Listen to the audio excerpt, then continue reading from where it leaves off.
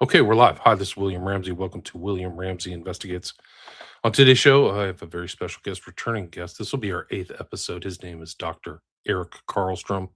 It's Karlstrom. If you listen to my show for a while, his voice will be familiar.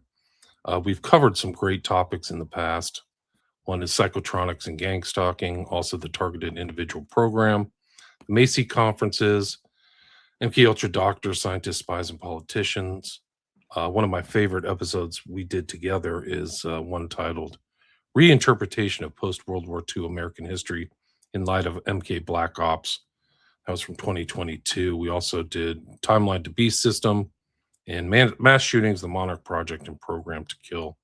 Those have been, we've done those about 3 or 4 years ago. It's hard to believe, but these MKUltra hearings came through Congress, and I thought he would be the perfect guest to talk about him. He's done a lot of research. He has multiple websites.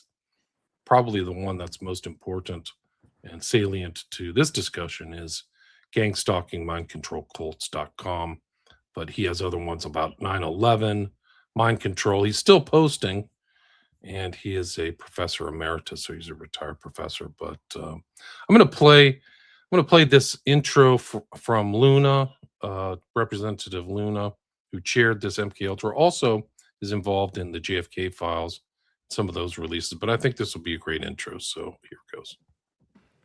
This hearing is about the crimes committed by the Central Intelligence Agency against the American citizens and the decades of secrecy used to conceal them. The American people deserve a complete and truthful record. The victims and their families deserve acknowledgement, and this Congress has a constitutional obligation to ensure that full declassification is not delayed any longer. Project MKUltra was not a policy failure or an overzealous program that got out of hand. It was a deliberate, systematic governmental operation that subjected American citizens, prisoners, hospital patients, veterans, ordinary people to LSD, electroshock, hypnosis, sensory deprivation, psychological torture without their knowledge or consent. This went on for 20 years on American soil, funded by American taxpayer dollars and authorized by the very top of U.S. intelligence apparatus. And this program, when it did end, the men who ran it did not cooperate with investigators. They did not come forward. They committed another crime. They destroyed evidence. The documents this task force has reviewed are unambiguous. In January 1973, the director of the CIA, Richard Helms, prepared to leave office. He personally ordered the destruction of MKUltra records. The CIA official document in writing states, over my stated objectives, the MKUltra files were destroyed by the order of DCI Mr. Helms shortly before his departure from office. A separate internal account confirms that Helms telephoned Dr. Gottlieb directly and instructed him to destroy, quote, all files pertaining to drug research and associated activities. Gottlieb compiled 4 people, spent an entire day tearing, burning down 152 files. Then Gottlieb had his personal papers destroyed by his secretary before he retired. The head of the CIA-owned records center protested the destruction in writing, but he was overruled. That is obstruction of justice. That is criminal destruction of federal records, and neither individuals were ever charged with a crime for it. Helms received a $2,000 fine for lying to Congress about an unrelated matter and collected his government pension until he died. Gottlieb retired in rural Virginia and wrote poetry. No one went to prison. No victim was ever formally compensated by the government for the harm that they caused.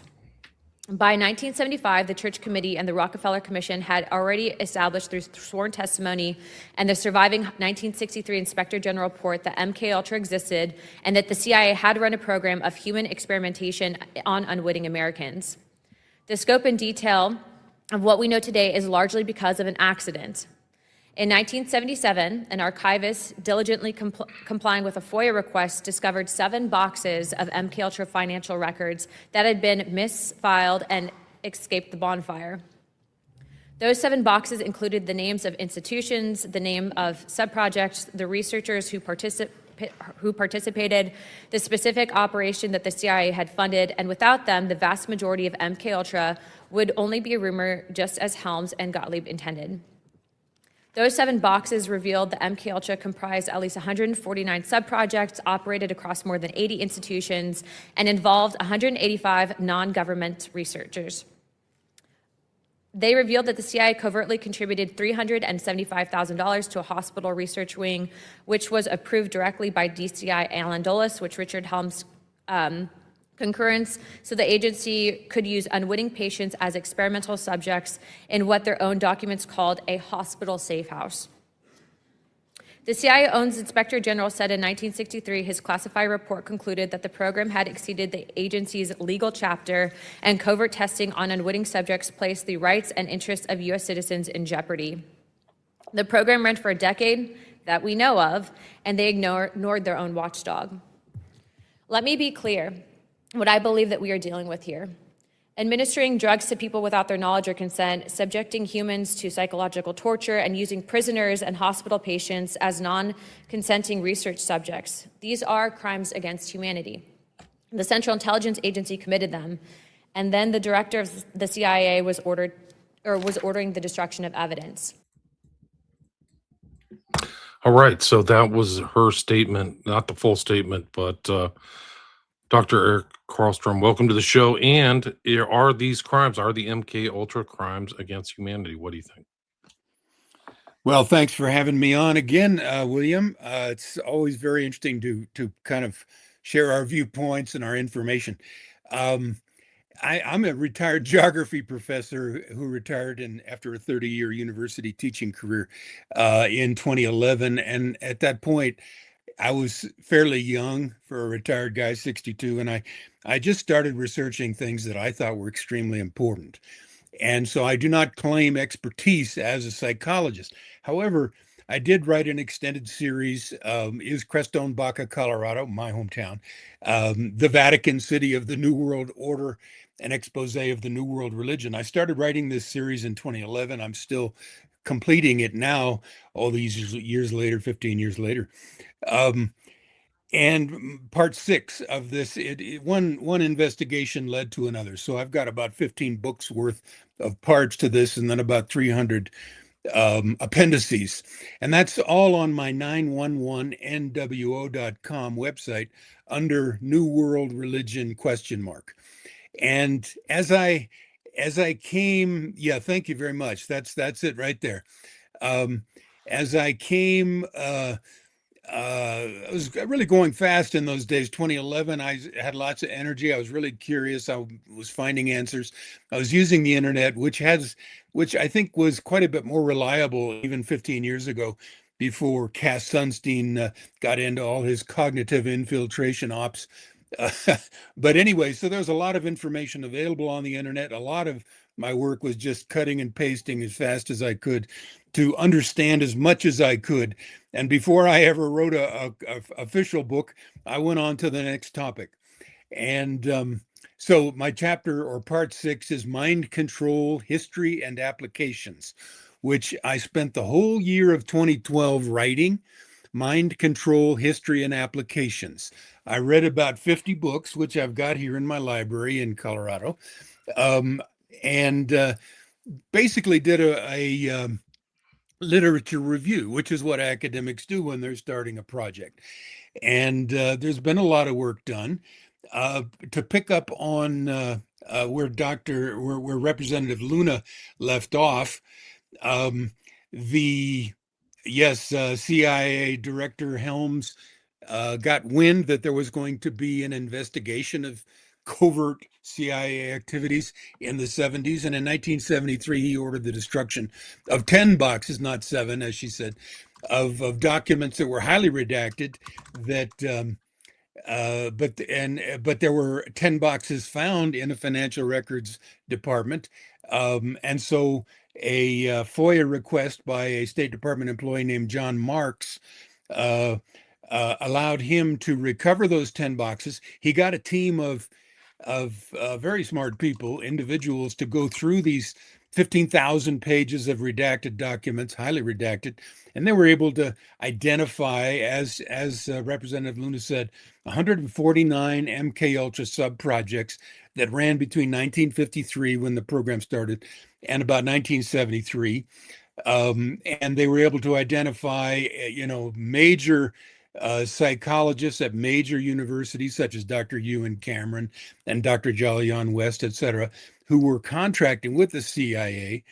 And they were able to figure out, I think, some 85 major institutions, major universities, major military bases, all involved with these very, very top secret programs. It was more secret even, well, it was as secret as the Manhattan Project. It was the Manhattan Project of the mind. They were spending $1 billion a year on this, how to control behavior, how to control the mind, using every possible avenue that they could find, from electroshock therapy to LSD, to all manner of drugs, every drug they could think of, to hypnotism, to radio frequencies, electromagnetic frequencies. And after 1960, they realized, hey, this, the way to go is electromagnetic frequencies, man. By this time, they'd recovered radio hypnotic intracerebral control, RHIC, and electronic dissolution of memory, EDOM, which, according to Lincoln Lawrence, who is a pseudonym for a professor who wrote a book called "Were We Controlled?" The investigation of the JFK assassination. He says RHIC and EDOM, electronic dissolution of memory, were in fact used during the JFK assassination operation. So what Yeah, we have, sorry to interrupt, but he actually argues that Oswald had something installed in his brain. So absolutely. pretty incredible. Yes, implants. This was again, going back to the 149 subproject. Saul B. Sells of Texas Christian University had put together uh, a request to the CIA, which was funded, and this became MKUltra subproject 149, or excuse me, 119, and in that um, uh, astonishing. Let me just mention this one in particular because I think it has everything to do with the modern targeted individual program, which we've talked about. This is Subproject 119. The admitted goal was, quote, interpretive survey of work being done in psychophysiological research and instrumentation. The 5 goals of the project were bioelectric sensors. Okay, that's implants. Sources of significant electrical potential and methods of pickup. So they're streaming um, uh, uh, signals intelligence or radio frequencies or electromagnetic frequencies back and forth between an individual and other individuals who were working a computer called an autocorrelator, which had been invented by Dr. Norbert Wiener several years prior in 1955. Okay, so number 2, or the B, the next goal was recording, amplification, electronic tape, and other multi-channel recording. Okay, so they want to be able to download and record the EEGs, or electroencephalogram, that are brainwaves that are given off from the subject's head. And C, analysis, autocorrelators. That's the machine that Dr. Norbert Wiener discovered in 1955 at MIT, world-class mathematician. Spectrum analyzers, spectral analysis allowed him to interpret these wavy lines of brain waves for the first time. And the coordination with automatic data processing equipment. Okay, so this is in 1959. D, standardization of data for correlation and biochemical, physiological, and behavioral indices. And E, this is the sentence that sticks with me always, William. Techniques of activation of the human organism by remote electronic means. In other words, mind control at a distance. Again, they had already got radio hypnotic intracerebral control, combining the electromagnetic frequency interpretation with hypnotism. And It's they had already, incredible. They had this. I'm sorry to interrupt, Doctor, but yeah, they had this back, and they were talking about it in the 50s and 60s. And Wiener is a very important people. Just to kind of expand on what you're saying, he wrote God and Gollum, a comment on certain points where cybernetics impinges on religion, and also cybernetics or control and communication in the animal and the machine. So, like, incredible stuff. So he was working on all this kind of MK Ultra stuff. Very important figure, like you say. Yeah. He was a Jewish prodigy. I think he got his PhD, at the age of 19 or something like that at MIT, and went on to make contributions in this field. The book you just quoted is 1948 on cybernetics. Wow. Major contribution, which became the main subject of the Macy conferences, which ended just as the CIA's MK Ultra program began in 1953. A whole series of secret conferences from 1942 to 1953, the Macy conferences, bringing together the top scientists in the world, especially England and the United States. And we covered that in an earlier show. We covered the Macy conference. Yeah, we covered the Macy conferences. But Wiener wrote in 1950 something about the use of human beings. Yeah. His other one is the human use of human beings in There you go. 1950. Like, wow. Yes. Yeah. So, the goal was already understood by these mad scientists back in the 40s and 50s of controlling human behavior and creating through remote electronic means bio-robot slaves or cybernetic slaves. And this is not a pretty topic. This is like when you look at the torture and the trauma that were imposed on people to break down their minds in these MK Ultra experiments, which used tens of thousands or more unwitting human test subjects.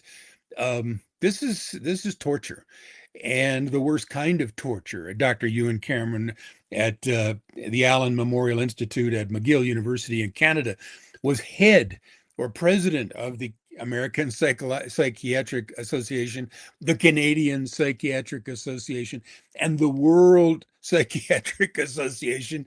And he was good friends with Sir General Dr. John Rawlings Rees, who had started the Tavistock Clinic out of the British psychological warfare unit right after World War I. So he was from Scotland. He was a friend of John Rawlings Rees.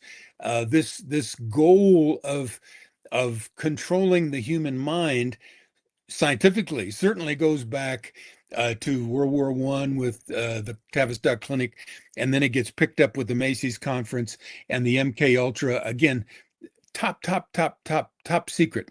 And so what we saw in the 1977 church hearings, Senate hearings, was some exposure of this, the first exposure at the congressional level. But one of the witnesses at the recent hearings, who I think you've interviewed, Tom O'Neill, who wrote the book Chaos, Charles Manson, the CIA, and the Secret History of the 60s, he makes the case that the CIA lied to Congress when they said, "Oh, these experiments were a failure," and number one, they were a failure, and number two, they stopped. Right. They were not a failure, and they didn't stop. They're a blazing success, guys. They were a blazing success. The MK Ultra, or whatever you want to call it, the human behavioral control, were incredible. They're what they achieved. The human mind barely can comprehend. And it's frightening. Of course, the spin-offs and MK Ultra we use as an umbrella term for a great many top secret mind control projects. Right. There was Operation Chatter by the Navy in 1947. There was Project Bluebird in 1950. There was Naomi, MK Naomi, MK Search, MK Often, Stargate, a whole series of these things, which have turned into black projects. That is to say, they are denied and classified, and only certain individuals with the need to know get to know about these things. And I think the targeted individual program is quite obviously the continuation of these programs. We have we know we have Guantanamo Bay and Abu Ghraib torture detention centers, right? Mind control techniques, right? So like sensory deprivation, isolation, the whole thing that Ewan Cameron was doing. Exactly. And I would say the TI program, or the targeted individual program, is basically Gitmo, open air Gitmo. In other words, we can do this electronically and remotely now. We can let the people walk around, but we can still control their lives with these exotic, they're called non-lethal weapons. They've Sorry to evolved into, interrupt. Sorry to yeah, interrupt, yeah. doctor, but during the Epstein investigation that's taking place in New Mexico, for people who don't know, there with New Mexico, the legislature, the state legislature, set aside $2 million to investigate what went on at Zorro Ranch. And one of the women involved in this investigation said that she was targeted by non-lethal weaponry to the extent where she got some kind of something went wrong with her nervous system and she's leaving the country. I'll try to find that while you're talking. Sorry. So this is present day events. This is 2026. This literally happened within the last month. I'll try to bring that up. Sorry to interrupt. Yeah, it's fine. Yeah, I mean, she would be a targeted individual, but I have to, I'm afraid I have to break it to her. It's not going to do any good to leave the country because this is a global problem, global program. The program, her protocol will follow her wherever she goes. I've proven that. I'm a targeted individual myself. I started writing this article in 2012. 2013, I realized I was a targeted individual and began, struggling to survive because this program is designed to take you out, to neutralize you, to eliminate you, to deplatform you, to deperson you, to soft kill. These are soft kill weapons, and they involve all kinds of advanced weapons that people are just beginning to learn about. Things like voice to skull, synthetic telepathy, remote neural monitoring, brain to computer interface, brain to brain interface, hive mind.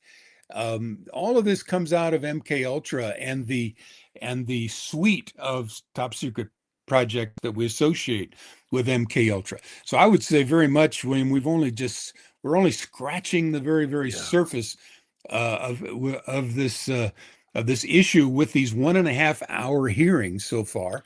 1.5 hours isn't It's very long. nothing. It's nothing. Yeah, no, Yeah, you're absolutely right. I think it's important because she's bringing it into the public, much like the JFK hearings. At least right. they're using Congress to bring awareness and bringing other experts. I would say O'Neill and Kinzer, who wrote Poisoner in Chief about Gottlieb, are both just people. They're accessible. You can buy their books and figure stuff out, but it's a vast knowledge. And bringing up Norbert Wiener is really important because you see these academics who are super intelligent writing about this stuff, not in obvious ways. They don't go, I'm writing this about MK Ultra, but they're writing really sophisticated academic papers about mind control, whether it's Esterbrook's or Wiener or Erickson or all these other guys. They're super smart. But here's that article I was mentioning to you. I don't know if you're aware of this, but there it is. It's a reporter who investigated Jeffrey Epstein is fleeing the U.S. after alleged directed energy weapons attack. Yeah, of course. And this all fits in with what we call the Havana syndrome. In 2016 and 2017, a whole number of Canadian and American diplomats in Cuba, in Havana, Cuba, were incapacitated with these directed energy weapons. I have got on my gang stalking mind control cults.com website a lecture by a guy named Dr. James Canton, who is advisor to top military people and governments, and he's speaking in front of special operations groups, and he's discussing with other experts like Dr. James Giordano, who considers himself a quote neuroweaponologist, discussing the Havana syndrome symptoms and saying, yeah, this is proven technology. This is a proof of concept operation. And then he's very coy about suggesting who actually carried it out. He said there just has to be there's only a few candidates. I myself think it was the U.S. government or Israel would be the logical two. But these individuals have been quote unquote, and this is Dr. Canton's words, taken out of the game. He says, I don't want them taken out of the game. I don't want them to be able to get back in. Okay, that's these non-lethal weapons, quote unquote. They can kill you. They can be very lethal. But these non-lethal weapons are used in war and in peace to take out selected individuals who, the power structure wants to take out, basically the military intelligence industrial complex. Um, and people who perhaps are mislabeled terrorists in the terrorist screening database of the Department of Right, it's Homeland whoever they Security. want to mislabel, and Yeah, it's like what they do on social media. Basically, they'll just put a black dot or a flag that the user will never see. The government will right. do that, and then you're on. You're good to go. They can target you with whatever harassment, character assassination. I mean, the vast resources are incredible. And so I think one of the modern things is like this girl who's Rodriguez or whatever her name is. She's one of the people like, hey, we don't want people asking questions about human trafficking, sacrifice, cannibalism, and stuff like that. So they're willing to put the zap, literally put the zap on people like her. Yeah, anyone who is inconvenient. Going back to the Havana syndrome, again, 2016, 2017 timeframe, these individuals who worked with for the government were incapacitated. They've had, problems, mental problems since. They're not dead, but they can't work. And I think some of the Americans have gotten some recompense, but there's never been an admission of who did it. However, another term that has been thrown out for the Havana syndrome is anomalous health incidents, or AHI. To me, that has the CIA's fingerprints on it. Both syndrome and anomalous health incidents suggest that, we don't know what this is, and we damn well do know what it is if you studied this. This is the non-lethal weaponry that the military has been using ever since the 80s with their quote unquote revolution in military affairs, RMA. Right. Right. Um, we've had a revolution in the military. Now we're more into unconventional warfare, asymmetrical warfare, information warfare, cyber warfare, and the newest of all is the sixth warfare domain called cognitive warfare, or also known as mind war or neocortical warfare. This is something that NATO right now is pioneering, but it is used in all of our military branches, in addition to the other five major domains, which are land, sea, air, space, and cyberspace. So now you got six warfare domains. Cognitive warfare is war against the mind, and in fact, this is something that Winston Churchill predicted during World War II. He said all future wars will be fought, in the mind. And so I think this helps explain the enormous uh, amount of research that has gone into this. And yet this has been kept secret from us. Um, so the spin-offs from the MK Ultra are just absolutely enormous. But before I get into some of those spin-offs, let me just recommend what I think is needed for meaningful MK Ultra hearings. I think they would have to be public. They would probably last 1 to 5 years. They'd have to be conducted by independent academic agencies and paid for by Congress. They would have to include testimonies of at least 50 non-consensual human test subjects, the victims. It would have to include testimonies from 50 psychiatrists involved, and as well as independent psychologists, psychiatrists, and 50 military and intelligence people involved, and 50 independent military intel people, 10 funding agencies involved, 20 institutions involved, representatives of 10 military and 10 intelligence agencies involved.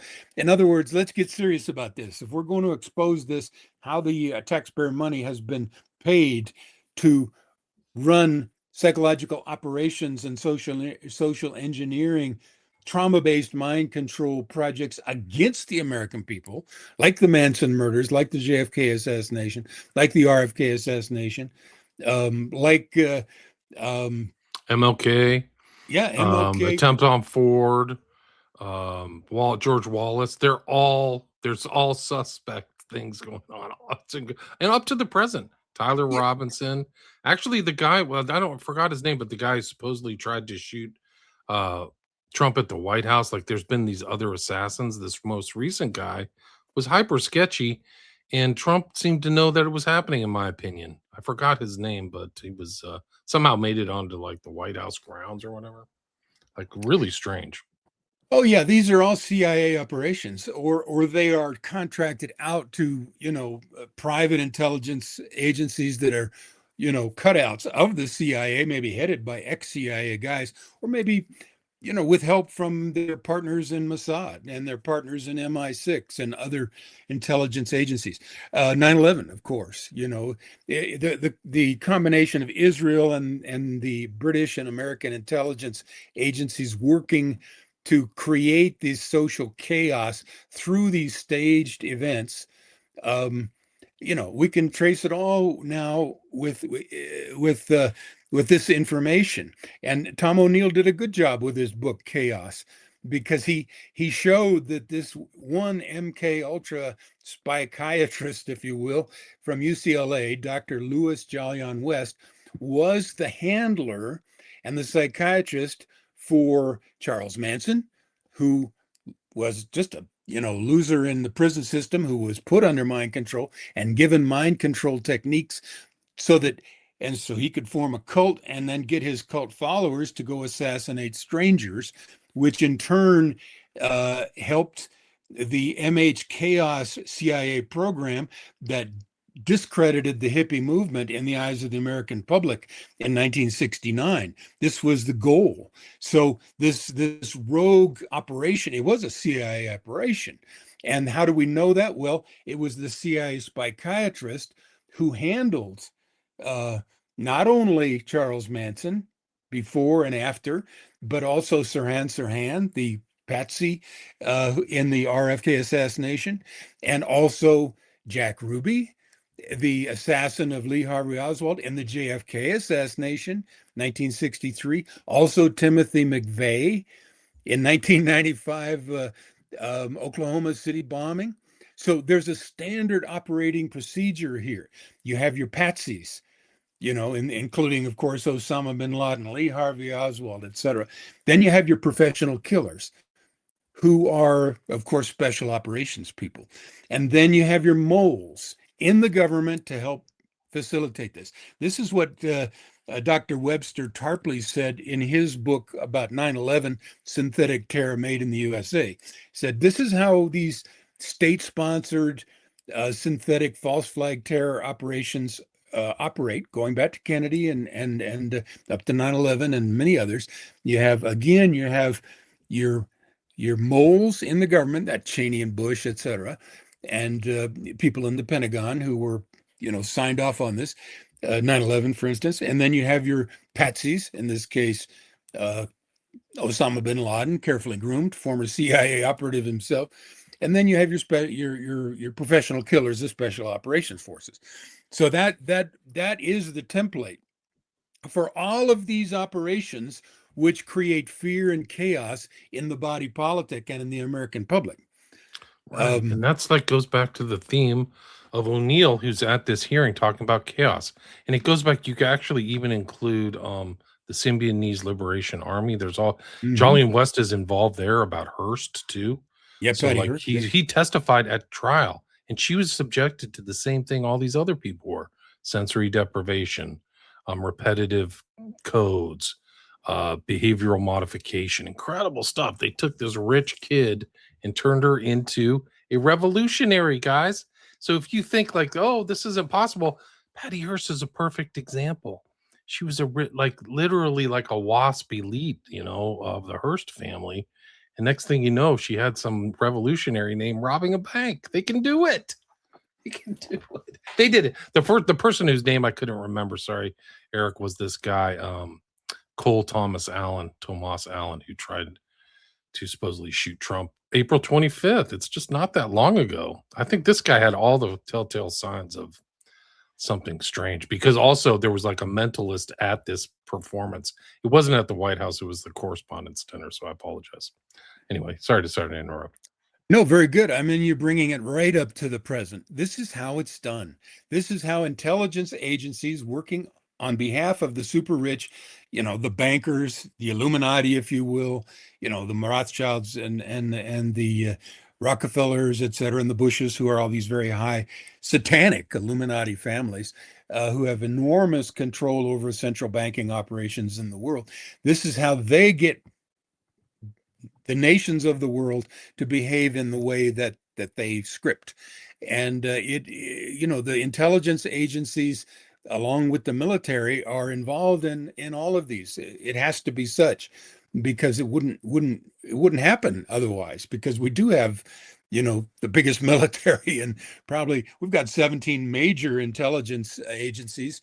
CIA is just probably the top one, but there's many.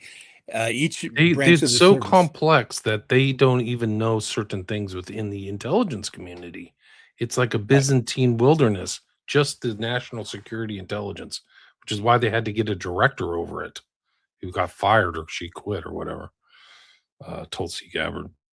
Well, yeah, and then that was very, very telling. She's the director of national intelligence, which she was until she quit. And then supposedly, well, she would be the boss over all of the intelligence agencies, but under her watch, apparently the script is that she wanted to release the JFK files and the MKUltra files, and the CIA came in and said, "Nope, we're going to take those." So they pulled rank. They said, "Okay, you're the boss of us, but we're going to take these, and we're not going to let you expose them." Well, if they ever do release these files, along with the millions of other classified national security files, classified under national security, we will see the nature of the crimes that have been committed by our military and intelligence agencies against the people of America and the people of the world. There are lots of victims in these crimes, and I'm sure that they justify it, to themselves, as we have to control public perception and these events and whatnot. The But commies are basically, gonna they always use the excuse of the communists were doing it too.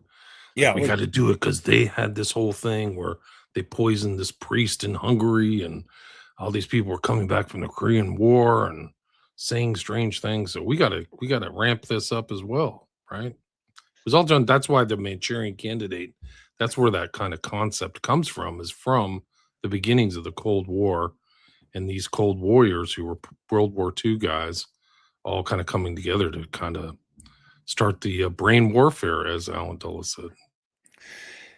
yeah. And Alan Dulles also said we need human guinea pigs. And of course, they went ahead and found those guinea pigs, none of whom have been recompensed.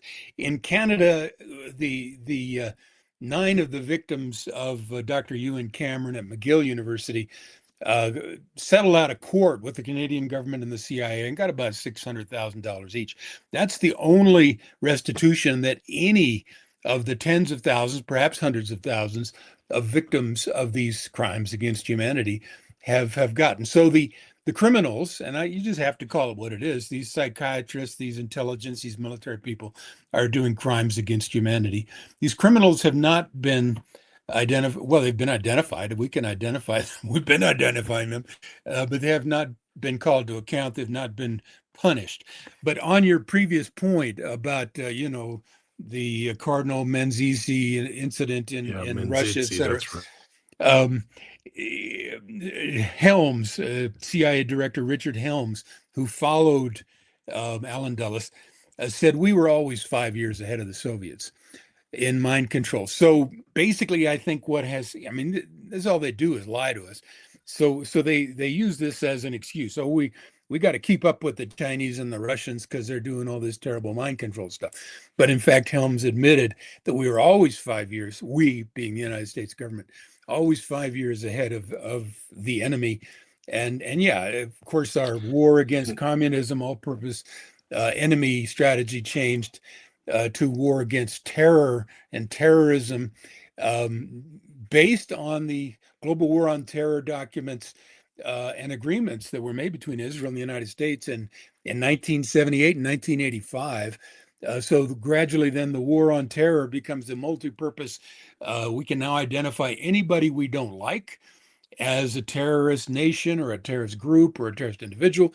We can strip them of all their civil liberties and essentially create a two-tiered justice system, which we have in this country. Because that woman who complained in Zorro Ranch, she has been stripped of her innate civil liberties that are guaranteed to her by No the doubt. Constitution. So this is entirely extra legal, extra constitutional. The FBI is totally in on it, Department of Homeland Security. the Department of War, the cops, citizens-oriented policing. They're all in on this. There's a two-tier justice system, and if you get your name on the terrorist watch list or any of the blacklists in secret, you don't get to confront your accusers. You don't get to know even. They will strip you of your civil liberties and put you through this kind of non-consensual abuse testing using many of the MKUltra techniques um, that They learned, yeah. that they have used over the decades. Now they apply them to anybody, anywhere in the world. As George Bush said after 9/11, the battlefield is now everywhere. The terrorists are Right. hiding amongst us. Who are they? Well, we'll tell you. For people who don't think that this is plausible or possible, what they found out, there's still litigation ongoing about McGill and Ewan Cameron. And they've slowly over the years, the decades that this litigation and the victims have come forward. I actually talked to the daughter of one of the victims of Ewan Cameron. And what they found out is that they were doing testing at McGill. So in the public's mind, they're like, oh, they're just testing him and letting him go. That's not the case. They were doing something else. Ewan Cameron was doing mind control experimentation with drugs and electroshock therapy to the extent that some of the nurses there thought the person had died. Like they literally thought they died. Like that's how intense the ECL was. But what Ewan Cameron was doing was studying these people over years in real world situations with their husbands, their kids, and then they would come back in for more testing. So people may think like, oh, he's just doing like tests with a message board and keeping data. They were following them in real world to see the effects of their treatments on them in their family life. That's so important to understand, is that these people inside these academic institutions or hospitals were treating these people like guinea pigs in the real world. I think her name, I can't remember the woman's last name right now, but Linda McDonald is one such yeah, who was regressed back. She was a 26-year-old woman who came in with mild postpartum depression to see the top psychiatrist in the world at McGill University. And she was through sleep deprivation and then extensive drugging and extensive electroshock therapy and every imaginable abuse. She was regressed to vegetable state where she did not know how to go to the bathroom. She did not recognize her husband or her children. She was released from Ewan Cameron's hospital to her family without knowing what sex was or who her children were or how to go to the bathroom. In other words, the vegetable state. So his goal, and this again, president of the World Psychiatric Association, was to quote unquote depattern the mind. In other words, tabula rasa, erase the mind, and then reprogram it through what he called psychic driving. So depatterning would be all the abuses, all the electroshock therapy, 78 days of drug-induced sleep. I think she was subjected to that, as well as all these other horrors. And then reprogramming would be accomplished through one of his assistants, a Rosenfeld or something like that, a Jewish engineer rigged up a football helmet with tapes in it saying, your mother hates you, you're terrible, you can't do anything. It just completely break the personality down, and so that then they could reprogram the individual. That's the goal in all of this, to make a mindless biorobot slave, a Manchurian candidate assassin who can be triggered through codes, cues, and triggers, like a computer, to commit a crime, and then triggered to forget committing the crime. Right, the amnesia and all that stuff. Yeah, amnesia barriers between the subaltern central personalities, component. Yeah, which are installed, etc. But I got a book here called "In the Sleep Room: The Story of the CIA Brainwashing Experiments in Canada" by Ann Collins, and it talks about Ewan Cameron, this head of the World Psychiatric Association. Bluebird is another book by Colin A. Ross, psychiatrist. Yeah, I've had Colin on. I need to reach out to him again. Yeah, he's it's great. called. Yeah, this is an excellent book. CIA Doctors, I think, is how it got retitled. It was originally right. Bluebird, and now it's CIA. Exactly. It's Another book subtitled. Yeah, I can recommend is Father Son CIA by Dr. Harvey Weinstein, not that Harvey Weinstein, but another right. one whose dad was a victim. And the victim that I mentioned earlier, her name was Nixon, but her mom was a Molson. She was, if you know, kind of beer, Molson. When I was growing up, Molson beer from Canada was like a coveted brand. But this woman became a victim of Ewan Cameron, and I think she said that they were targeting women from wealthy backgrounds and trying to turn them into Stepford wives. So this whole fictional idea of a Stepford wife, these mad scientists, these evil people were doing that to women to see if they would be more pliable, like turning them into a kind of, I mean, so the idea of making them a compliant, subservient sex slave is like a male fantasy. They were literally doing that.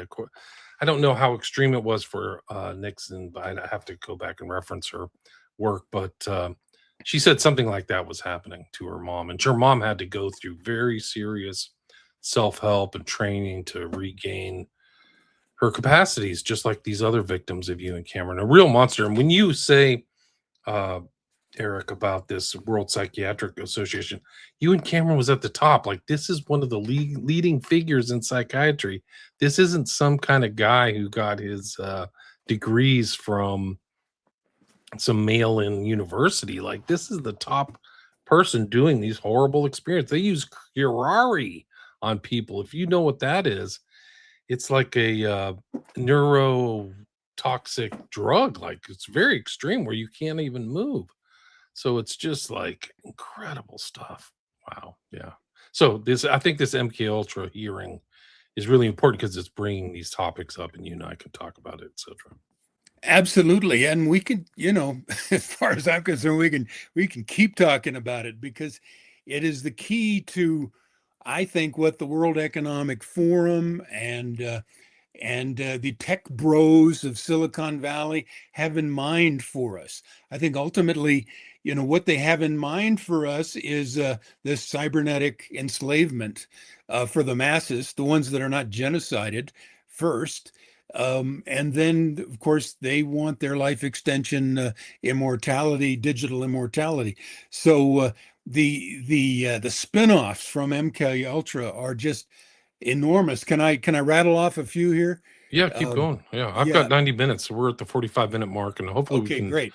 take Okay, some well, chat questions and stuff in a minute. this is why it's so important. Okay, I've got a few listed here. First of all, again, the creation of multiple personality or dissociative identity disorder by psychiatrists deliberately to create Manchurian candidate assassins, patsies. Now, Milton Klein in 1957, he's a PhD doctor with MK Ultra, said, I can make a patsy in 3 months. It takes 6 months to make an assassin. Okay, they had the technology through hypnotism to do it back then in 1957. So, yeah, they've been playing with this for a long time. They make sex slaves, couriers, super spies, super soldiers, um, and they're using trauma-based mind control, torture. By the way, this trauma-based mind control is basically satanic ritual abuse and satanic ritual murder. And so these are the techniques they've been using to program, like a computer, merging man and machine, the human mind with computers. Um, and these again, these MK mind control patsies and assassins, we now have demonstrated through O'Neill's work and many others that these have been used in state-sponsored covert murders and intelligence ops like the JFK, RFK, MLK assassinations, the Manson murders, Oklahoma City bombing, etc. So now we know this is not the Russians. This is coming from our own intelligence agencies. Um, and the fact that Dr. Louis John West was the handler, the psychiatrist programmer for these uh, patsies and murderers uh, proves that this is part of the cover-up. Okay, another major aspect of this. MK Ultra produced the most profound advances in the art of torture in centuries. I think you mentioned this. Dr. Alfred McCoy has written about this. Sensory deprivation and Yeah, self-harm. I've had him on the show. Yeah. Yeah, good for you. Psychological torture is what they're using against all of us, like to some extent, but the TIs especially. And they wrote their KUBARK Enhanced Interrogation Manual, Torture Manual, in 1963, updated in 1985, based on MKUltra experiments. This is what's been used at Gitmo, Guantanamo Bay, Abu Ghraib, and countless safe houses or torture houses and secret and public extraordinary rendition centers around the world. So this ain't pretty. This is the CIA torturing people to death, such as, and there's a great many programs that have used this.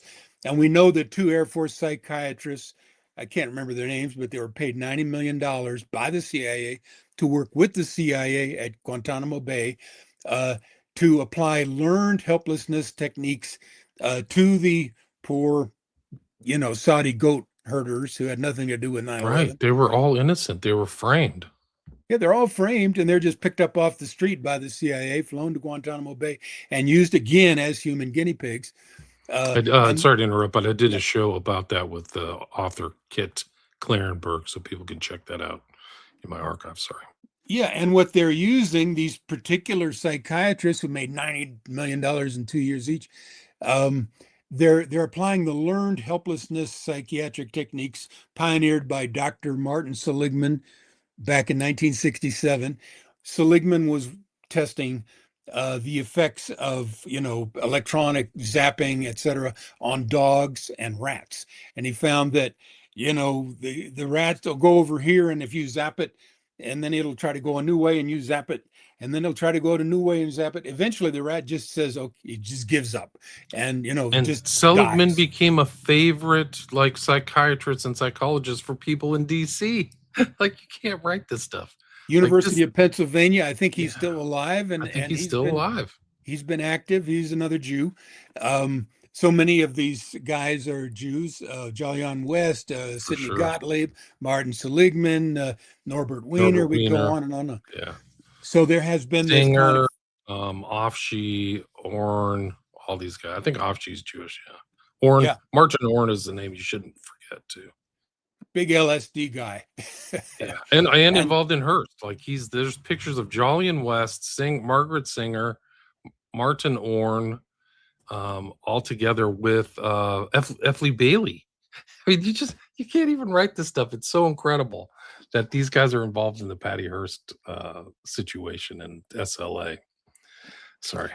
yeah. Well, I'm old enough to remember this stuff. I think I'm a little older than you, William, Yeah, I'm and I born in was. '68, so Yeah, I was born in 49. So these things that were happening in 68, like the assassination of RFK and MLK and all these incredible trauma-based mind control operations against the American people by our intelligence services affected me deeply. I was a freshman in college at that time. And so that's when I learned not to trust what the government says. But going on with these spinoffs, torture again, which is now applied to people all around the world. It is part of the TI program. Also, the development of these non-lethal weapons, electromagnetic frequencies, voice to skull, synthetic telepathy, remote neural monitoring, brain to computer interface, brain to brain interface, mind reading, mind changing, remotely inducing emotions, thoughts, subliminal suggestions. All this is spin. These are spinoffs of MK right. Ultra research. One of Trauma-based the mind. sorry, Yeah. just to play off of what you just said, one of the interesting things about Helms, who supposedly burned up all the MK Ultra documents, which I don't believe. That's just some kind of like public relations thing for me. They probably destroyed them because they learned everything. They didn't need them anymore. But Helms's kind of advance off of Dulles was this technology you talked about. He was interested in voice to skull, electromagnetic influence. So like he wasn't some guy who was like, oh, I'm not going to continue with this. He was literally kind of like the next step after Dulles was Helms. So heavily involved in this stuff. Yeah, very much, very much. Yeah, he was a perfect kind of skull and bones kind of creature, deny everything, claim everything, admit nothing, this kind of approach to life. And of course, spying spooked him there. Okay, Yeah. so trauma-based mind control of the masses is applied. I think these are, this is coming out of Tavistock and MK Ultra. the JFK, RFK assassination, 9/11, COVID, the global warming fraud, the war on terror fraud. These are all mind control for the masses. So right from the very beginning, there was two major directions which Alan Dulles mentions and the Tavistock Institute mentions before that, and that is mind changing for the individual, the target, and then for the group, using the same basic techniques, trauma-based mind control of the masses. So this is all coming out of the MK Ultra thing too. So it's not just against individuals or groups; it can be the whole population can be targeted. Also, we have NATO's Operation Gladio terror events of the 60s, 70s, and 80s all through Europe. The Phoenix program during the Vietnam War used a lot of these techniques against the Vietnamese civilians and killed them through torture and murder. The TI program of today, the Targeted Individual Program, which includes 24/7 electronic tracking and tracing, regular psychological and directed energy weapons attacks. It combines, this is a little esoteric, but I'll throw it out and we can maybe get to it this time or another time. I believe, having studied this and experienced it, that the TI program, the Targeted Individual Program, combines Subprojects 85, which would be Dr. Ewan Cameron's depatterning and psychic driving, to torture TIs into being changed from an adversary, quote unquote, to an asset, quote unquote, being reprogrammed to be compliant. I believe it combines also MK Ultra Subproject 119, which we talked about already, Saul B. Sells, Texas Christian University, remote activation of the human subject electronically from 1959. I think it also includes MK Ultra Subproject 94, remote control of humans, hypnosis, electrical stimulation of the brain, radio hypnotic, intracerebral control, and EDM, electronic dissolution of memory. I think it includes Seligman's learned helplessness and Stanley Milgram's obedience to authority experiments of 1967 at Yale. Another Jew, by the way. So all of these things. Sorry to interrupt, but were you able to confirm that Milgram's experiments were funded by MK Ultra? I'd have to. I don't know if that's ever really been confirmed. It's been suspected that it was a conduit, but I don't know if it was ever confirmed. Yeah, that's a good question. I know it was in Yale, 1967. He was Jewish. I know that the experimental results, which is that 2/3 of the subject population are going to be willing to shock a stranger to death based on the orders of an authority figure. I know that 66% to 90% of people will do that in obedience to authority, and that this has been proven time and time and time again in different cultures, different parts of the world. So Milgram's all you need is a guy with a white coat. That's it. Just standing beside with a paper and a something to write on. That's all you need. It's something about the authority of the white coat. Yeah, or the authority of the FBI badge. In the case of the Targeted Individual Program, I mean, the InfraGard employee, probably ex-FBI or trained by the FBI, goes into the neighborhood and said, "Oh, we got a person of interest here, a suspect. Will you help in this, in this operation? Spy on this person, or follow this person, or let us use your room so we can zap him, with directed energy weapons through the wall, or whatever." That's obedience to authority too. That's how you get the public to comply with destroying their neighbors. And believe me, this is in progress all around the world. It's how you destroy a society. So all of these things, electronic mind control, ESP, electrical stimulation of the brain, V2K, remote neural monitoring, brain to computer interface, brain to brain interface, testing weapons, non-lethal weapons. All of these things can be applied and are applied as torture to targeted individuals today. And I don't know of too many people in Congress who are making this connection, but I did write to our representative Luna, and I gave her an article that I've just finished on my mind control, gang stalking mind control cults.com website. And that article has the snappy title, here. I'll read it out. It's about 250 pages, single spaced on 8.5 inch by 11-inch paper.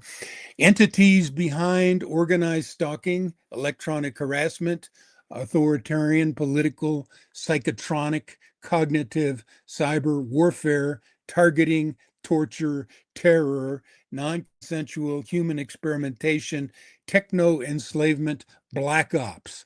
That's a long way of saying the TI program.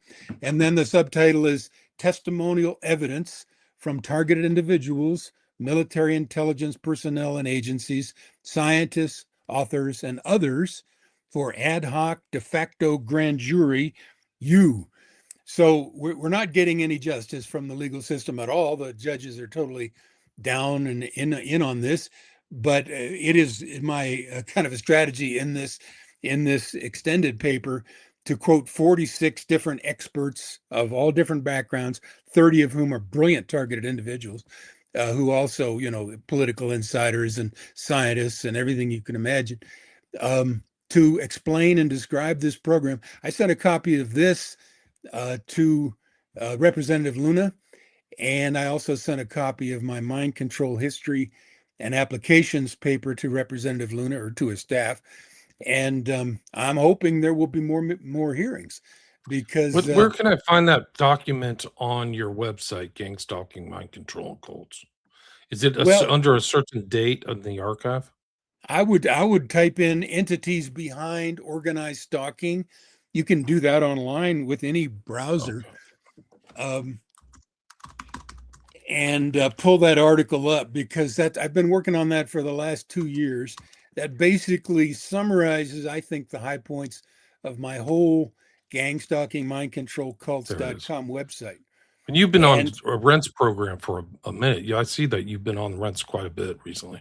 Yeah, I've been doing a lot with him on this. He's been one of the very few radio hosts who has got a real history with this program. You do too, but he has interviewed a lot of targeted individuals over the years: Eleanor White and Kay Griggs and Karen Stewart and many others.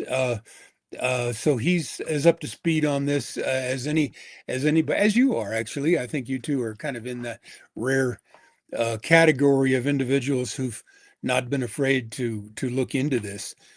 But there it is. The data's there. The testimonial evidence of 46 experts, including military and intelligence people, to show that these programs, although officially denied, are very much ongoing.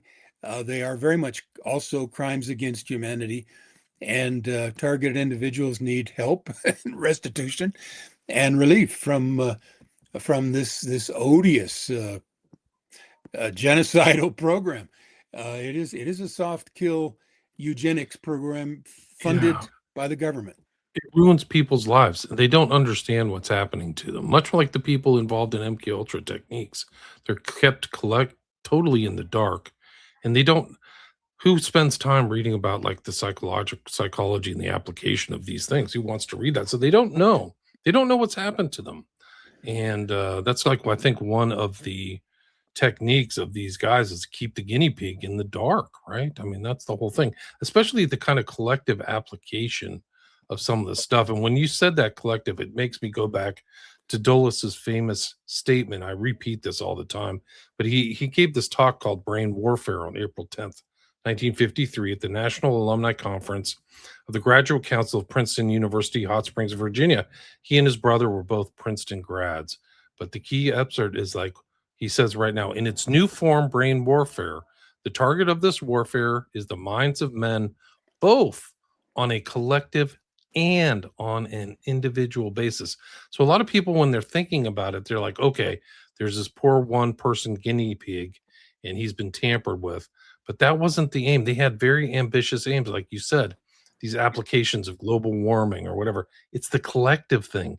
And the fact that Dulles mentions collective before individual, for me, is a big tell. But to go on, the one more sentence, its aim is to condition the mind so that it no longer reacts on a free will or rational basis, but responds to impulses implanted from outside. Bam. It's all there. And when you see and talk to people around. They're like, oh, this doesn't apply. But you'll talk to people, they have conditioned responses. They'll just blurt out stuff that somebody like ideas that aren't even theirs, but it's just like a continued conditioned response. Oh, that's racism, or why are you doing that, you bigot? Or some of these things are really just like they have implanted this stuff, like Castuncine or something, on these people's minds. They're not thinking rationally and not using their free will. So Absolutely. Good point. It's a mind virus that can be installed, and the brain can be, remotely programmed. And this is, as you say, applied to the masses. It's applied to the to everybody. And there's been great authors. Let me just read a couple more titles here. For the individual, thanks for the memories. The truth has set me free. The memoirs of Bob Hope's and Henry Kissinger's mind-controlled slave, used as a presidential sex toy and personal computer, by Bryce Taylor. This thing is quite big and long and well written. Very bright woman. I'll read a couple more. The Rape of the Mind by Joost Meerloo. Operation Mind Control, of course.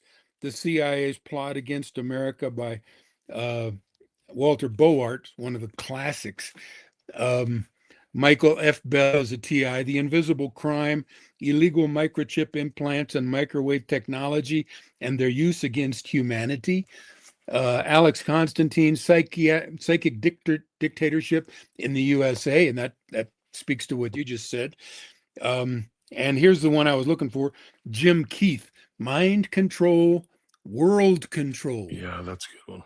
Okay, now we know why there's been so much effort on this and why it's been so secret. Mind Control, World Control, the Encyclopedia of Mind Control by Jim Keith. These are books I recommend.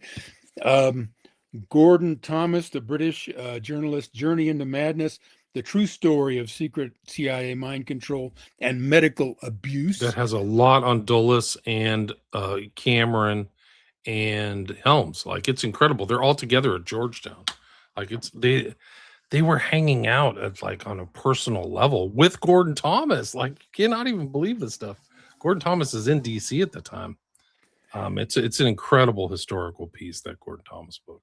Yeah, and of course, Britain is very, very much implicated in all this. Sargent, all those guys, yeah. Yeah, William Actually, Sargent preceded Ewan Cameron. right. He was using ECT, or electroconvulsive therapy, to fragment and shatter the minds of innocent people in Britain back in the period between World War I and World War II. When Huxley And gave his infamous speech at Berkeley in 1963 about what was it? About mind control, he mentioned Sargent at the intro. So he knew him. He knew of him. Like, yeah, he's a world remember that class. speech? Yeah. I can't remember the name. World of the speech. class. Are you there? Yeah, I'm here. Can you hear me? Mm. No. He seems to have dropped off. Eric's mic has dropped off. Let's see. I'm going to go through some of the comments. Let's see what we got here. There are comments and questions. So if we can, thanks for everybody for listening. We had a couple, like 175 live listeners. So I appreciate everybody and all the comments. Everybody.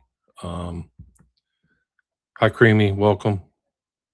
Let's see. The best chat was on my main channel. There should be 21,000 subscribers there. So if you go there, you can check it out.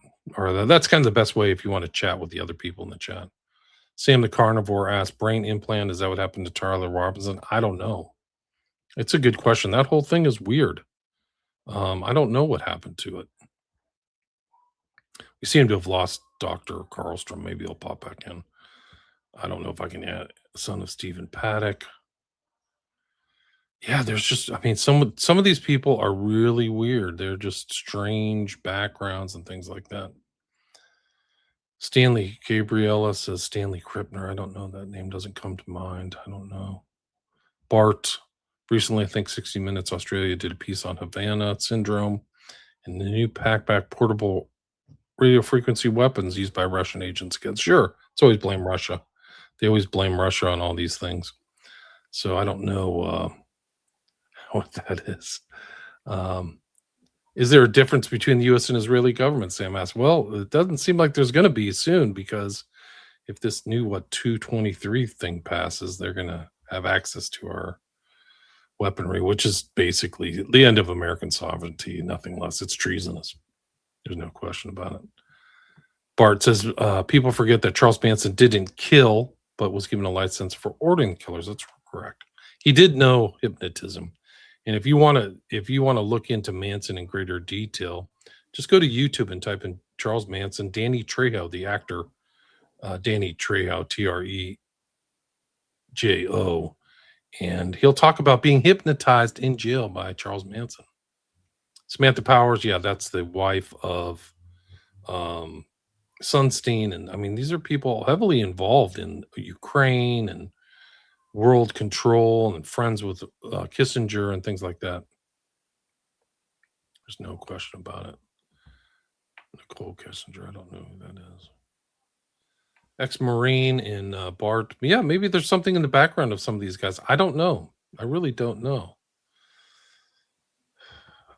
Kubrick mentioned the UT sniper in his Full Metal Jacket. Yeah, another coincidence. I don't know.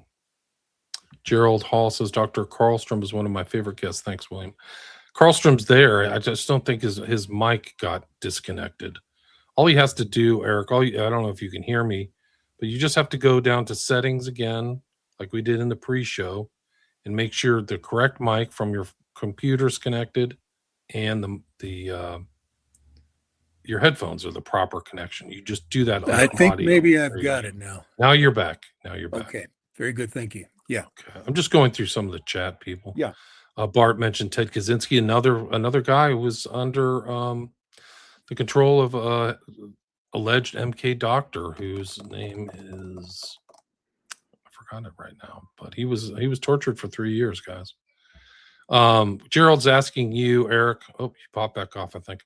William, please ask Dr. Karlstrom if he's working on any new projects or anything going on in San Luis Valley regarding water rights and data centers. Did you hear that, Eric? You dropped back off again. Okay. Yes, I can you answer that? Can you answer that? Wow. Well, I have 5 websites. One of them is San Luis Valley waterwatch.com, in which I did address water issues in this area, in the San Luis Valley of southern Colorado. It is one of the largest aquifers in North America. And, I've tread on many dangerous topics. This is one of them. When you have trillions of dollars worth of, potentially trillions of dollars worth of water, there's a lot of attention focused on it. I really don't know why I'm targeted, but many potential reasons. This is my activism in this area is one of them. But to answer your question, I'm not working on new projects. I'm trying to just kind of continue what I've already started. And that's keeping and trying to have a life, which as a TI is challenging in itself. But I think the mind control thing is so important because our sovereignty as individuals, our free will as individuals is, it's bottom line. We can't we will not be really human beings if these tech bros out of Silicon Valley and the World Economic Forum, et cetera, have their way. We have to push back against the data centers. We have to push back against these technologies being concentrated in the hands of the very few. And yeah, the merger of American and Israeli military and intelligence operations with these new bills in Congress is total treason. We have to push back against that. We have to maintain our sovereignty as a nation, as individuals.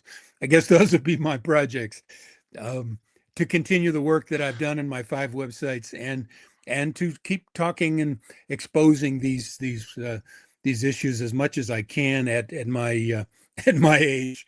Just turned 77. Oh, congrats. Yeah. Bart is asking you, does the guest think Elon Musk's Neuralink and massive global installation of Starlink antenna arrays might be MK adjacent? Do you have any thoughts on that? Absolutely. Of course, Elon Musk is another Jewish billionaire technocrat, grandson of the father of technocracy in Canada. Joshua Haldeman, I think his name was. And he's our first trillionaire, but he's very much of a construct. I think he's given all these huge corporations and operations, Neuralink and SpaceX and things like that.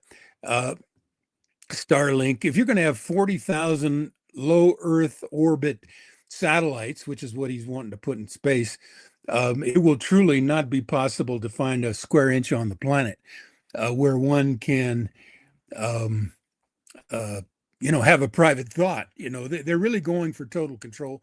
I don't think Elon Musk is a good guy. I think he's one of the bad guys, along with the other tech bros. And these are our enemy. I don't think it's the Russians. I don't think it's the Chinese. I think it's these guys who want total control of our Yeah. resources and our minds and our activities. These people need I to be agree with thrown you. out of the country. Yeah, they're more dangerous than anything the Chinese or the Iranians have done to us. A lot of the bad stuff we've done to ourselves, believe it or not. Interesting. Hat Harriet says, my grandmother was put in the sleep room, came out of shell, tried to drown my cousin in the family pool. They destroyed lives. Can you send me an email and tell me what her name is? I'm curious. I might have come across, for people who don't know, I read the most recent litigation that came out in 2026 about you and Cameron into the record. So you can see that on my Patreon, William Ramsey Investigates. Super interesting because it's a 200-page accumulation of all the information about Cameron over the last 30, 40 years.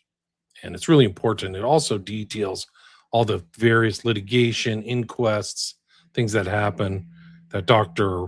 Karlstrom mentioned. There were payouts, super grueling litigation that would dissuade the average person from even getting involved in litigation because they'll just slow roll you for literally decades and then offer you like pennies. So it's really horrible stuff what happened. Gerald says to you, Dr. Karlstrom, I read Dr. Rowney's book, Bright Light on Dark Shadows, because of Karlstrom. So just giving you a little shout out. Bad Harriet says, what benefit did Canada get by allowing the CIA to do this to unsuspecting citizens? Do you want to answer that, Eric? Well, yes, I think, in a sense, the U.S. has been, the center of the world empire, but the center of the intelligence agreements has been the Five Eyes of UK, US, Canada, New Zealand, and Australia. And of course, Israel has been a sixth eye, and officially now looks like they're going to get a full partnership with the US. I think Canada has kind of been like a state of the United States, subject to massive amounts of coercion. In a sense, at the highest levels, I don't think there's much of a difference between the United States and Canada in terms of the policies that the intelligence agencies would be able to bully Canada into agreeing to do this sort of thing.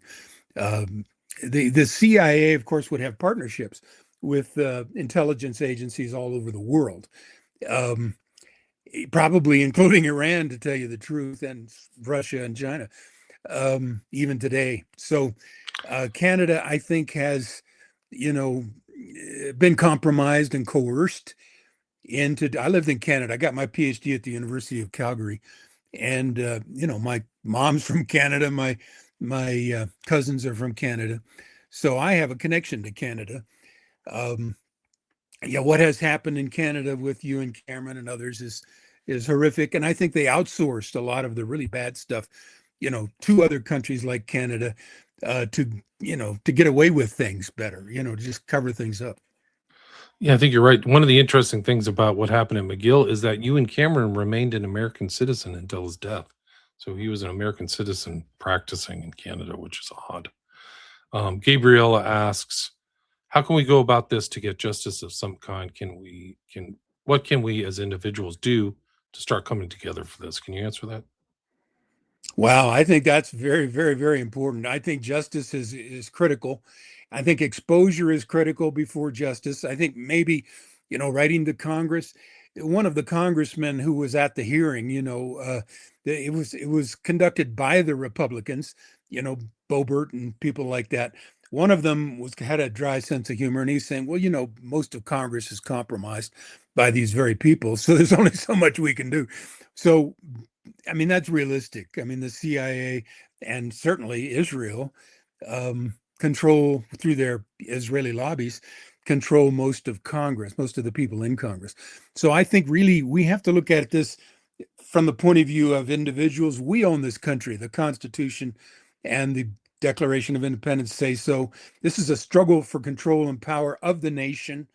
And I think that our government has been at war with the American people, certainly since World War II, for control of our empire, because our founding documents guarantee that their job is to guarantee our God-given liberties, our civil liberties. And they don't want to play that way. They want to work for the ruling elite. They want to work for the corporations and the banks, and they want to be part of that elite that controls us. So it really is in a sense, it's a class war between we the people, and we need to get organized and smart about this, educated, against these, the Epstein class, which has now shown itself to be, the most degenerate, baby eaters, baby traffickers, baby killers, baby rapers that you can possibly imagine. It's a spiritual war. We are against a class of, I would say, human demons. And Yeah. so Epstein was a demon. He was totally evil.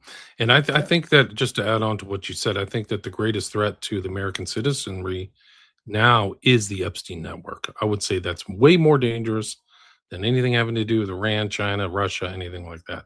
It's really the Epstein classes against us too. And people need to realize that they're telling you something different, that it's, oh, Russia or Iran.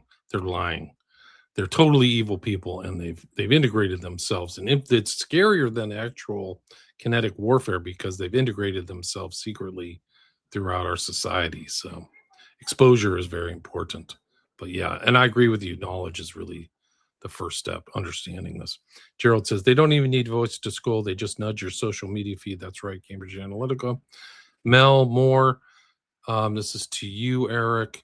Do you think technology like voice to skull is going to be rolled out to the greater population to cause some sort of false awakening situations? Do you have any thoughts? Oh, that's a good question. Well, Russ Dizdar, who is a Christian minister, wrote a book called The Black Awakening. And another Christian worker in this area is Fritz Springmeier, who estimated there's between 2 and 10 million sleepers, people who are mentally programmed, who are going about their business, but whose minds have already been, you might say, accessed and programmed, by Project Monarch and these military applications of MKUltra, so that they can be triggered through codes, cues, and triggers, quite a scientific process by their handlers to perform certain roles. So it could be that there's a bunch of us, and who knows who's, I mean, Luna could be one of them, who are already programmed in this manner. Now, this is truly frightening, but something that Russ Dizdar courageously worked on his entire life. He's dead now. This is dangerous work. Yeah, I think he was murdered. I think he was targeted by Palantir and selected for annihilation in a hospital. He was given the breather or whatever. Yeah. That's a good insight. And his wife. Yeah. Makes sense. And Rob Skiba as well, who was another Christian guy, who said, "Do never put me on these protocols." So I think that was part of the depop murder population and targeting individuals in a much different way than maybe mind control, but getting rid of them because he was a threat. What was the last name you mentioned there, William? Rob Skiba, Skiba. Okay, I'm not familiar. Yeah, he was in the same kind of realm as maybe Russ Dizdar. I've talked to Dizdar. I did an interview with Dizdar about Black Awakening, so people can check my archives. But he and his wife were both basically went into hospital and didn't come out alive. So rest in peace, Russ. Absolutely. He was a very, very, very courageous man and did a lot of good work. His book is worth reading. And we really are in this, it could be the end times, in the sense that it's being orchestrated by this, Epstein class of lunatic, psychopath, pedophile predators. Cannibals. I think Epstein was a cannibal. I don't know about other people, but absolutely. I think Epstein literally was eating people. These are not people like you and I, experienced people, and they don't have compassion. They are psychopaths, and they do have an agenda, and that is take over the world and attain immortality for themselves, to genocide the goyim, which is the non-Jews or cattle, and or make us into biorobot slaves or cybernetic slaves. So all of this fits into the overarching goal of this class of lunatic megalomaniacs to attain immortality, digital immortality on this planet, reconfigure the planet. They call it tikkun olam, reinventing the earth. And then, like the Talmud says, when our Messiah comes, every Jew will have 2,800 Gentile Right. slaves. People don't know that. Like they talk about Islam as having like people in heaven, like sex or slaves or something, but that's the way they think in Judaism. They want to enslave people. Absolutely. That's why that's the thing that Epstein, that's how he treated his trafficking victims, as literal slaves.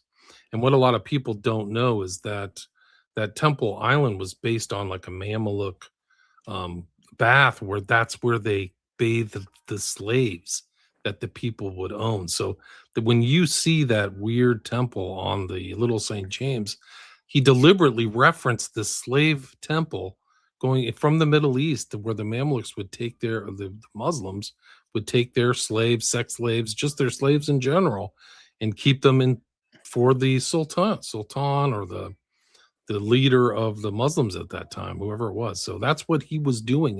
It's a proven fact. I can prove it. So this is where we're at. Like we're going back into just barbarism, like old world savagery and stuff like that. That's what Epstein was up to, and the Epstein network. Sorry. Yeah, The Controversy of Zion is an excellent book by a British reporter by the name of Douglas Reed. And he said Judaism is the worship of Moloch, meaning Satan. And he says it's actually it's a political program disguised as religion. So it's not, the goal is to take over the world's resources and the world and enslave the non-Jews. So you think of the Jews then as a kind of a group of chameleons who are playing roles in all different countries to bring about this new world order, this Jew world order, really.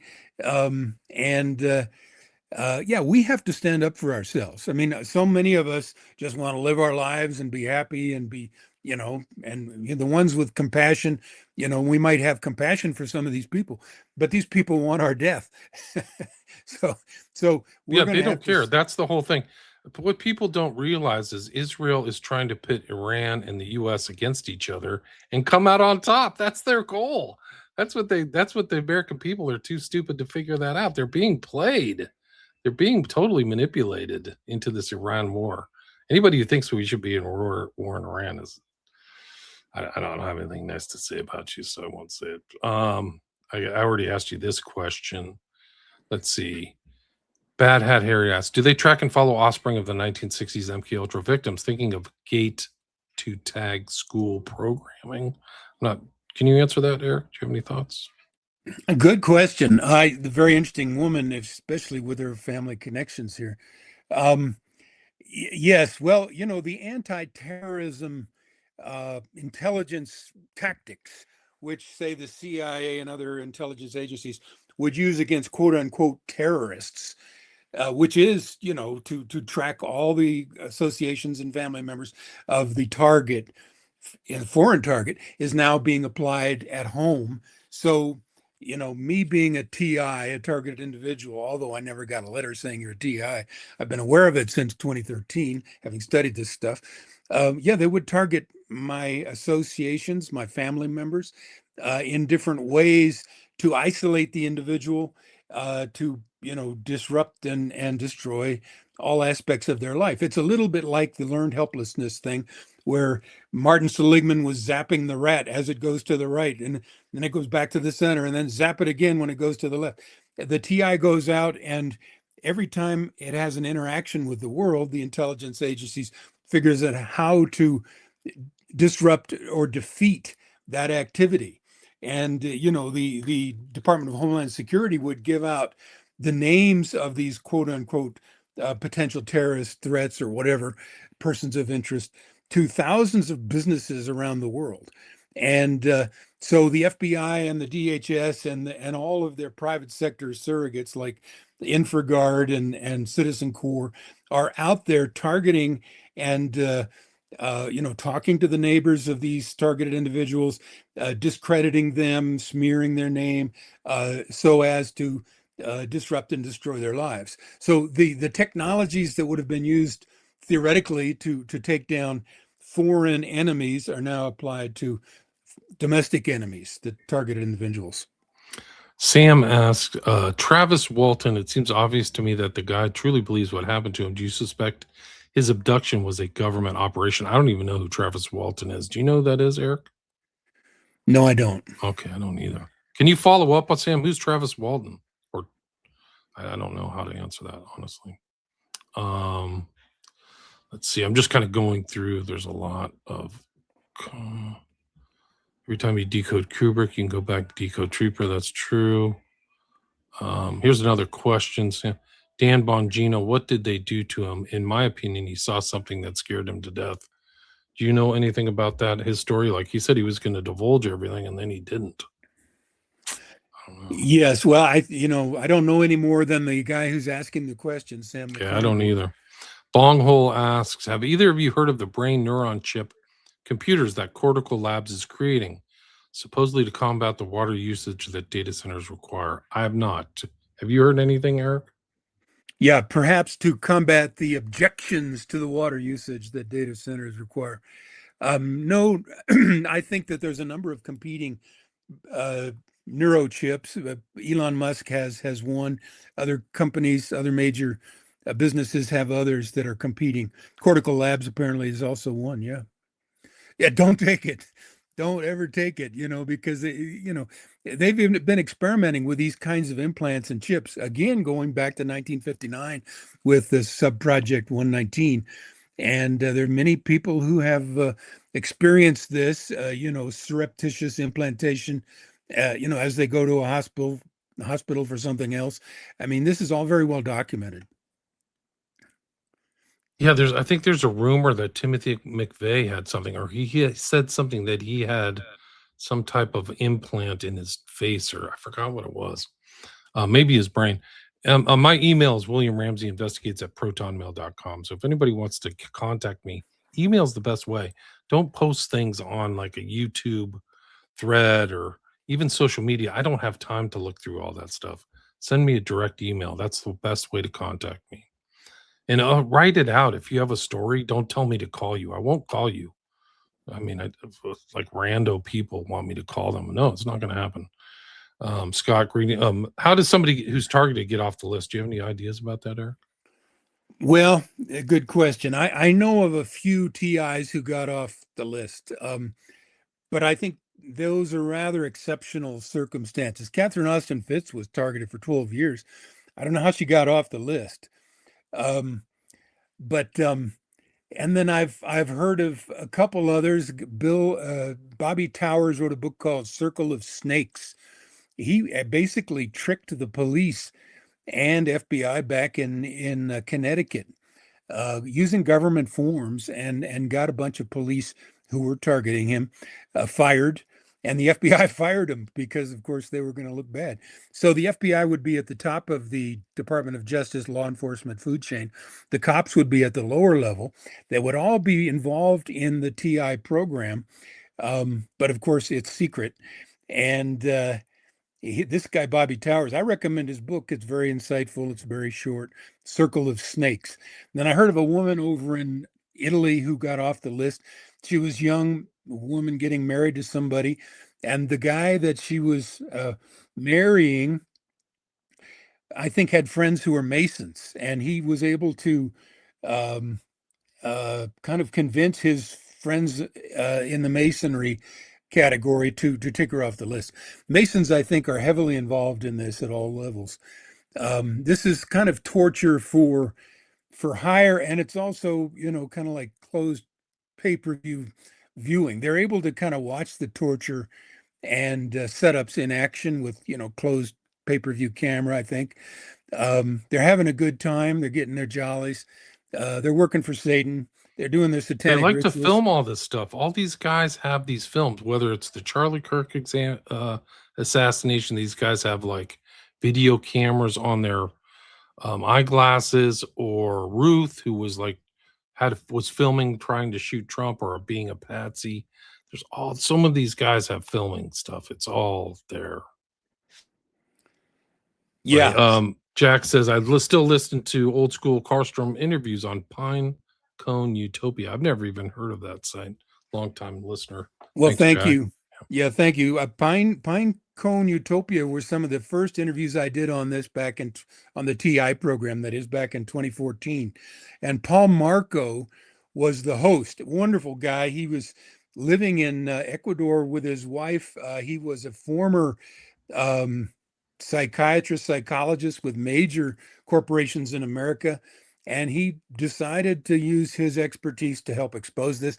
He made a fantastic video on torture, which is really hard to watch. But then he died, I think, too young, probably of a heart attack. So again, this is a very, very dangerous endeavor, because the people we're up against have all the weapons and all the money in the world.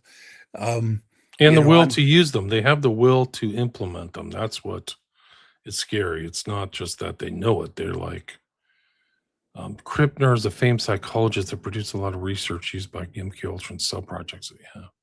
His name isn't familiar to me. Look at Reagan Shooter's Family Connections. I had him on the show. I literally had that guy on the show. And he had no idea that his psychologist was sued by his parents. What's the guy's name who took a shot, tried to kill Reagan? Was it Chapman? Yeah, no, no, not Chapman. It was not Chapman. That's Hinckley. Hinckley, yeah. I had John Hinckley on my show. He wrote a biography, and I asked him questions about certain things. He had no clue. He had some kind of, this is my opinion, he had kind of blanks in his memory. And there's a huge litigation between Hinckley's parents and the Hinckley's, quote, psychologist, unquote, because his psychologist was very strange. And he kept saying, oh, he needs more treatment. He was under the care of a psychologist when he went to DC to shoot Reagan, with a copy of Catcher in the Rye, by the way, which yeah, I'll just add to that just real quickly. Hinckley's parents were good friends of the Bush family. Of course, George H.W. Bush was the vice president at the time, who would benefit from Reagan's death. And apparently the Hinckley family was meeting with one of the Bush brothers on the night of the attempted assassination of Reagan. So this was somebody who was involved in the Silverado savings and loan scandal. Yeah, it's a family. It's a club, and you ain't in it, you know.